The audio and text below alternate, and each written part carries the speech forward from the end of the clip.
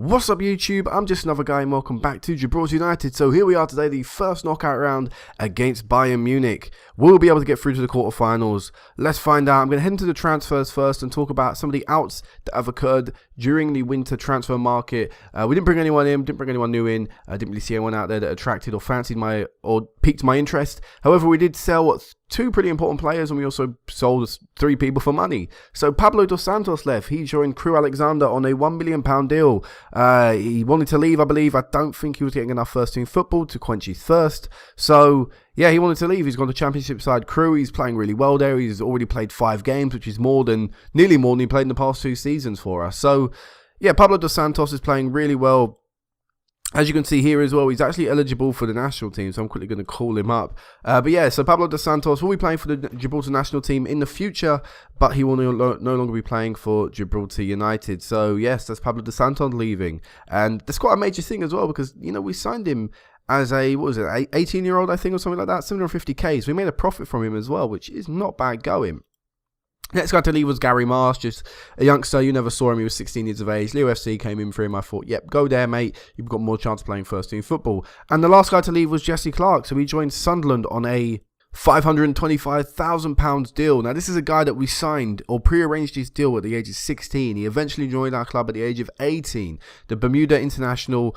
I just finally decided we didn't really need him. I felt, yeah, you know, we can let this guy go. His contract, I believe, was going to expire soon or expire in a year and a half. So I was just like, yeah, we don't really need Jesse Clark anymore, which again shows that the club is maturing, it's developing, it's moving on to bigger and better things. And I can't remember this because it's been a little while since I've been on this site, but he might have spoken out and said he wanted more first team football. I can't quite remember. But yes, that's Jesse Clark has left the side, and it's quite a big person to leave. You know, he's, like I say, he's had not the biggest impact on this team because he's never really been a first choice player, but he's been someone that's been there about in the first team squad, in the first choice selection, a bit like Miro Giselle was, you know, just someone in and out the squad for a very long time.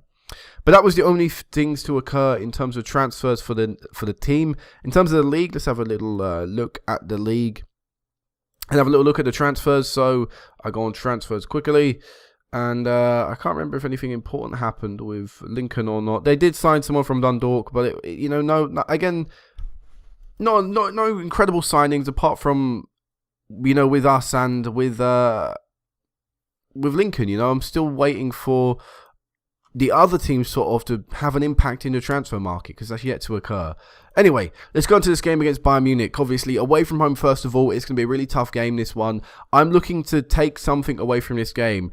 I wouldn't mind a defeat. Well, obviously, I would mind a defeat, but a defeat with a goal or by a 1-goal deficit and with us scoring is actually a pretty good result in my book.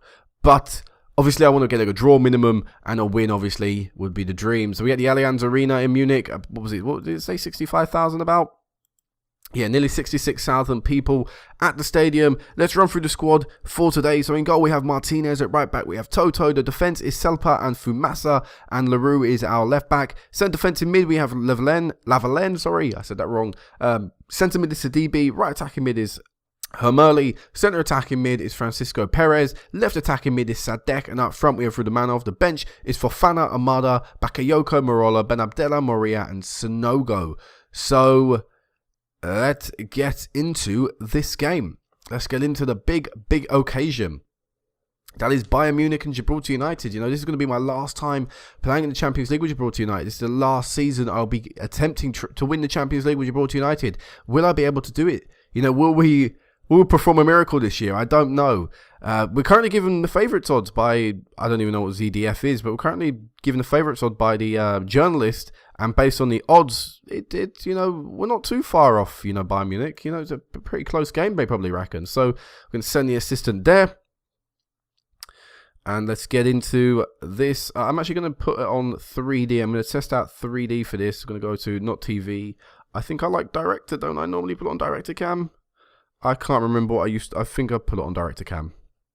And let's get into this. So a 4-2-4 a 4-2-4, a 4-2-2-2 or a 4-2-4 if you want to look at it in different ways. So a very aggressive tactic by Bayern Munich, definitely looking to push and use their attacking ability against us. They probably feel we have a weakness in our defence, which I would agree to them to a certain extent. But obviously it's about our attacking team, what we do with the ball. Whether we have a lot of possession or not will obviously, that will change as the game goes on and stuff. I feel we've got the chance of still dominating Bayern Munich on possession, but it's definitely what we can do with the ball at our feet, whether we'll take the chances when they come or not. So Bayern Munich, we're giving away the ball straight away. We do win it back, and it's a ball over the top. We find Sadek, and oh my God.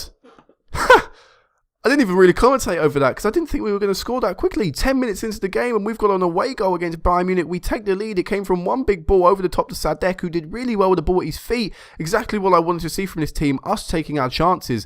And it was a really good goal from Sadek. So 1-0, wow. Beating Bayern Munich in their own backyard right now.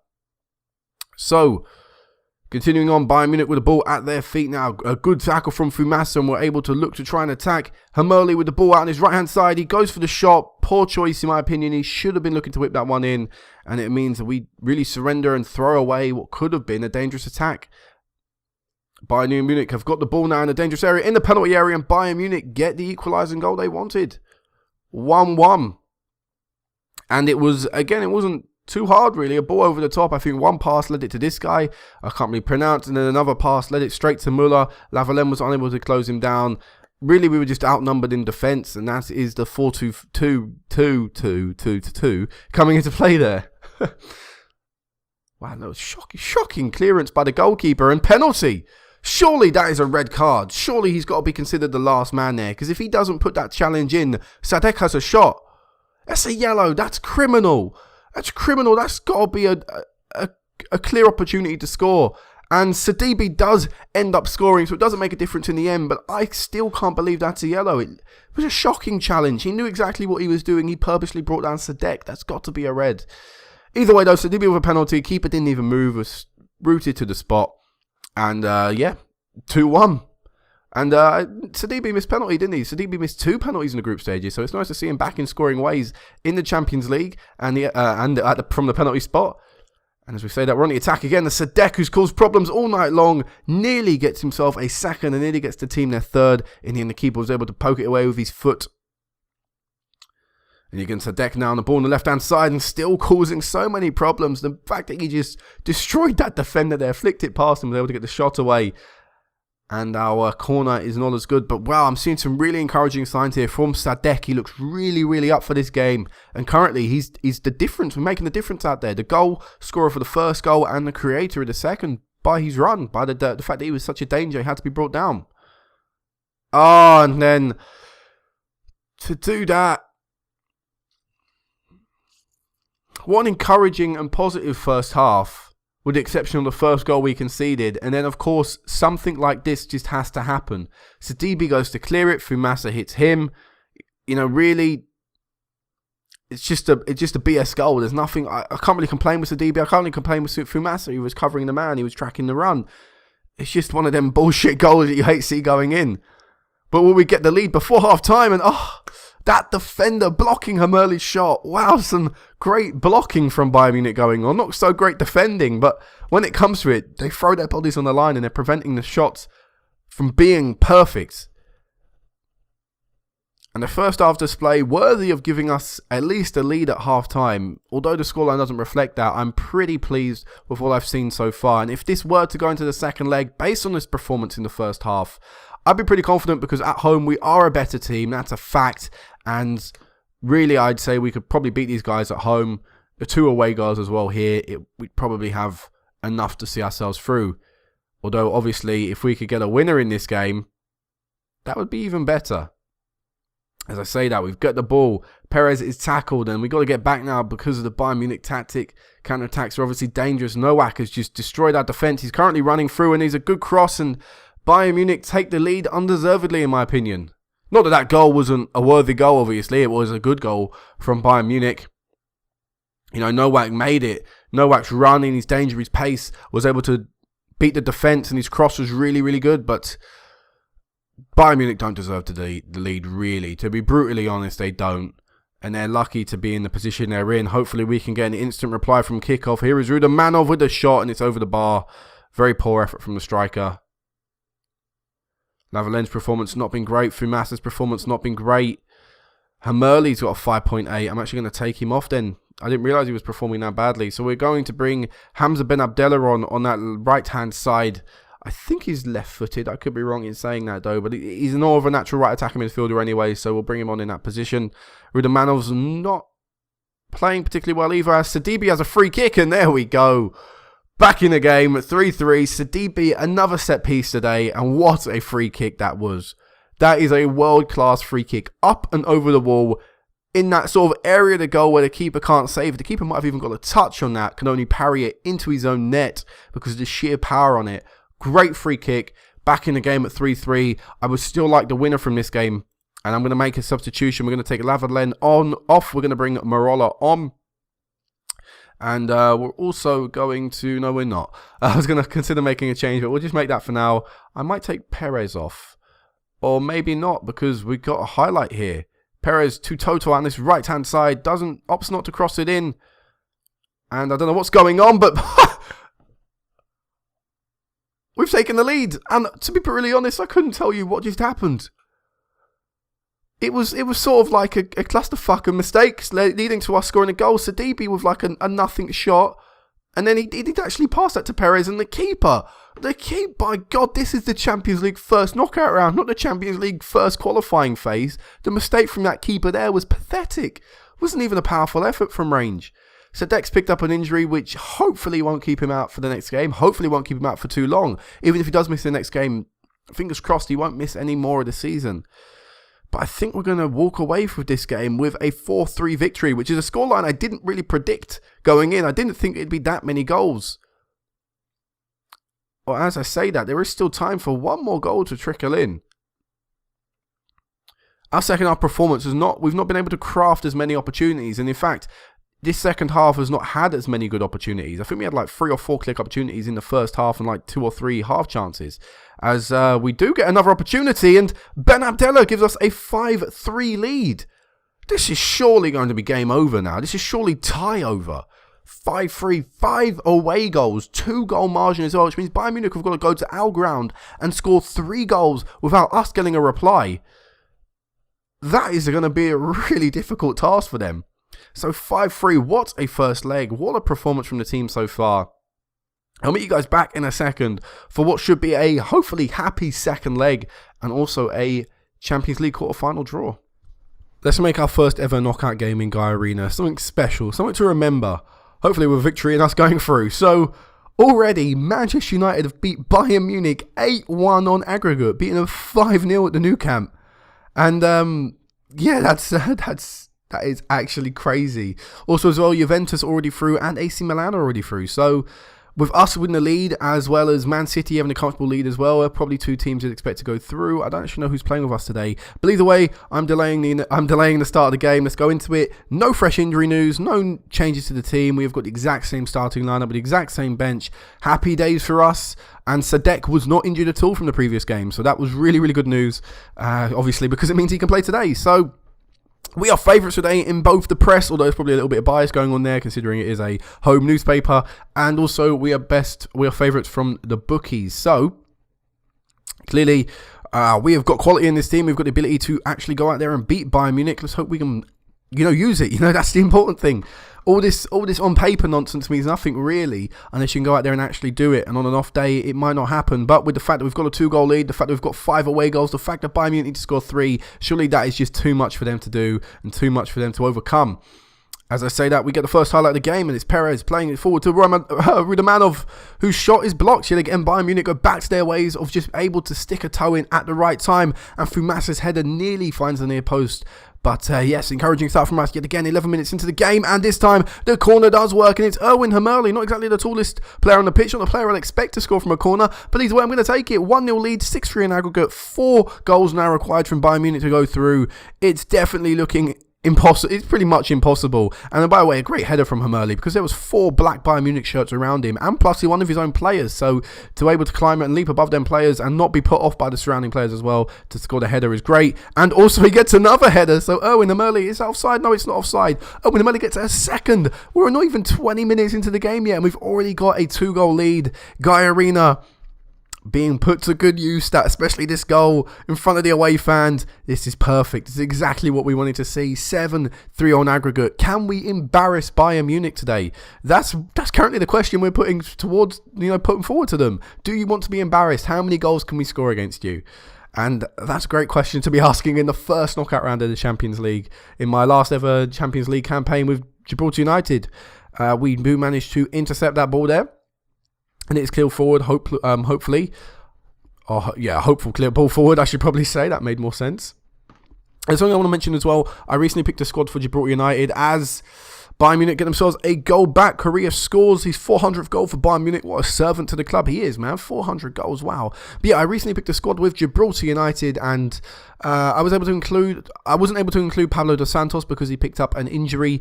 And also I wasn't able to include El Habib Baroui still, because he's still in the under-23 squads for Algeria, I believe, or whatever national team he's from. So because he's in the under-23 squads there, I can't actually call him up to the senior squad for me, which doesn't really make too much sense because I should prioritise any youth setup in the world. And Sadek's goal sneaks in. It actually counts as an own goal. That is ridiculously harsh.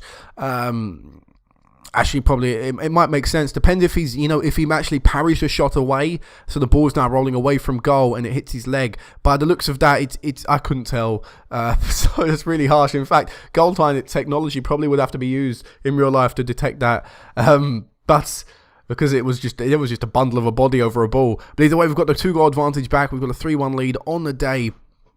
And we are still all over Bayern Munich. Yet again, we have the ball back. But yeah, anyway, what I was saying about El Habib Baroui as we nearly get ourselves another good opportunity is I don't understand that sort of logic in this game. Hopefully it's not in the next one. Obviously it's something I have to test out, or something I have to look into when I'm an international manager and when the situation arises. But yeah, I think it just makes sense anywhere in the world that even if you're in the under-21 squad for a team, or as Hermeli gets himself a hat-trick, a first-half hat-trick in less than 40 minutes. Erwin Hermeli, 4-1. We're nearly at double figures on an aggregate scoreline against Bayern Munich. Really didn't expect to be saying that at the start of this tie. So, yeah. Anyway, I'm going to finish rambling. I'm going to stop rambling about the international stage of this thing, because I don't think you guys will see an international update again. We've only got one friendly scheduled for this season, for this year so far, and it's against Kuwait, and it's coming up pretty soon. I think it's actually after this game for me. And yeah, so like I said, I don't expect too much. But if you want to download this save, I will make it available in the last ever video I do for this series. So obviously you guys can look to continue it on, and you guys can look to actually, adventure into what I've been dealing with the international team, and hopefully look to make them a little bit more of a force than I was able to, because obviously I won't be able to play it, but there's a European playoff coming off for anyone that actually continues this save for me. So, 47 minutes into the game, obviously 4-1 at half time. Perfect. Pretty much perfect first half from us. Rudamanov with the ball, will he be able to get a goal? We've not really got a top goal scorer this year. Sonogo in the past has been a pretty top, has been up in that list. Obviously with the help of the qualifying, he's been pretty high in the goal scorers lists. But yeah, Rudamanov not really been doing it. So, it'd be nice to see him get a goal today. Obviously Hermeli's done his bit. And Sadek has got involved as well, but it'd be nice to see Rudamanov get a goal. As is Sadek with a good opportunity. Just not enough curve on the ball. Couldn't creep it on the right side of the post. So time is flying. I don't particularly feel the need to make a substitution either. We're at the 20 minutes left mark, and I don't want to make a change. There's no one on the bench I feel particularly improved this squad. Yeah, I'm just going to keep it the same for the rest of the game. Hopefully no one gets injured. That'll be the worst thing from this to take away from this. As last few seconds of the game now, Bayern Munich's free kick is headed over. And there we go, 4-1. We win 9-4 in aggregate. I'm not going to lie, I'm a little disappointed we didn't score in that second half. I didn't make it 10-4 in aggregate. But what a scoreline, what a result. Erwin Hermeli is now nearly the top goal scorer in this tournament. Of course, we don't have qualifying this year, so that is actually a legit near top goal scorer, with Bayern Munich being knocked out as well. And Napoli, I don't actually know if Napoli are still in this tournament. They are. So Erwin Hermeli is in with a real shot here of actually topping the top goal scorers list, because there's only, out of the top 4 right now, Only Kaya is actually still in the competition. And look at that average rating. Owen Emerli is highest. Sadek Rudamanov with the highest assists.